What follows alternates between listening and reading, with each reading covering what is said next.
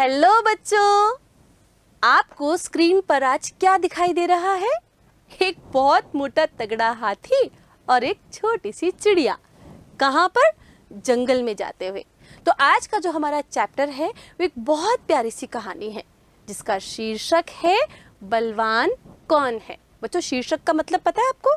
शीर्षक का मतलब होता है उस कहानी का नाम क्या है।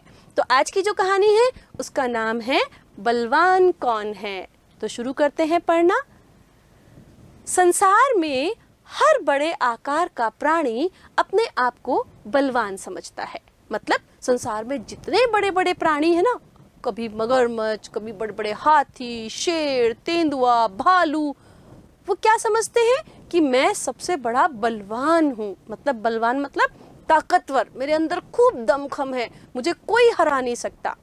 हम बच्चे भी आकार में बड़े प्राणियों को अधिक बलवान समझते हैं। हम सोचते हैं जिसका जितना बड़ा शरीर वो उतना ज्यादा बलशाली, उतना ज्यादा ताकतवर होता है। लेकिन ऐसा होता नहीं है बच्चों। अरे, आप सोच में पड़ गए ना। चलिए आपको एक कहानी सुनाते हैं। आप खुद जान जाएंगे, स्वयं जान जाएंगे कि क्या शरीर में बड़ा होना ही बलवान होना होता है। एक बार एक हाथी मस्त होकर अपने शरीर को एक पेड़ के तने से रगड़ने लगा। अब हाथी तो बहुत मस्त मोला होते हैं ना। हाथी के शरीर पर कोई मक्खी बैठ गई होगी या मच्छर ने काट लिया होगा तो उसके शरीर में खुजली होने लगी।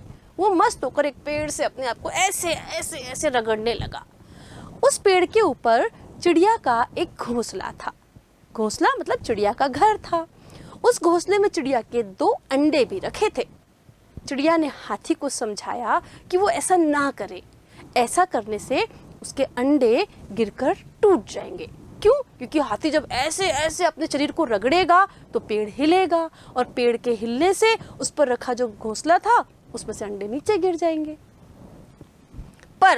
लेकिन मस्त हाथी नहीं माना। उसने पेड़ को इतनी जोर से हिलाया कि चिड़िया का घोंसला गिर गया और उसके अंडे टूट गए।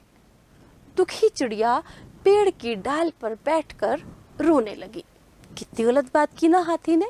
कितना समझाया चिड़िया ने, पर हाथी जो था वो बहुत जिद्दी था। उसने चिड़िया की बात ही नहीं मानी और उसके बेचारी के दोनों अंडे तोड़ दिए। तभी वहां एक चींटी आई। उसने चिड़िया से उसके रोने का कारण पूछा। चिड़िया ने उसको सारी बात बता दी। चींटी ने चिड़िया को वचन दिया कि वह हाथी को जरूर मजा चखाएगी। वचन देना मतलब चींटी ने प्रॉमिस किया उससे कि अब हम हाथी को बहुत मजा चखाएंगे।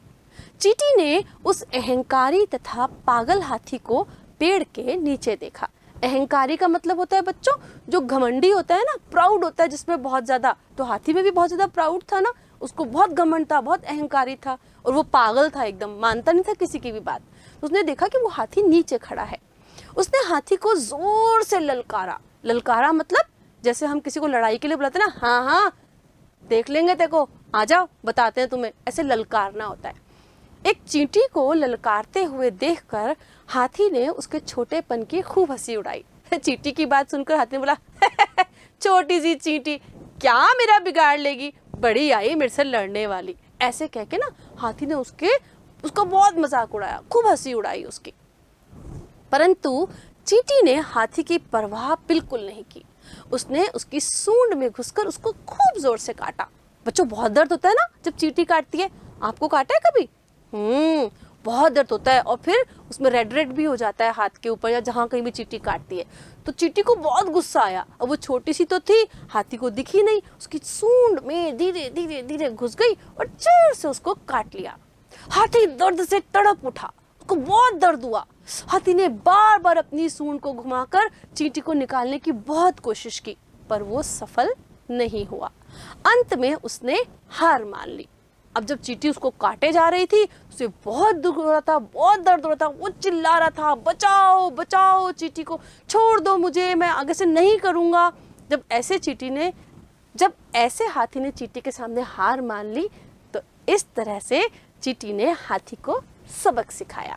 तो बच्चों, अब आप समझ गए होंगे ना कि केवल विशाल या बड़ा आकार होने से ही प्राणी बलवान नहीं होता, बल्कि हम छोटे होकर के भी बुद्धिमानी से, अक्लमंदी से सोच करके अपने आप को अच्छा बुद्धिमान साबित कर सकते हैं।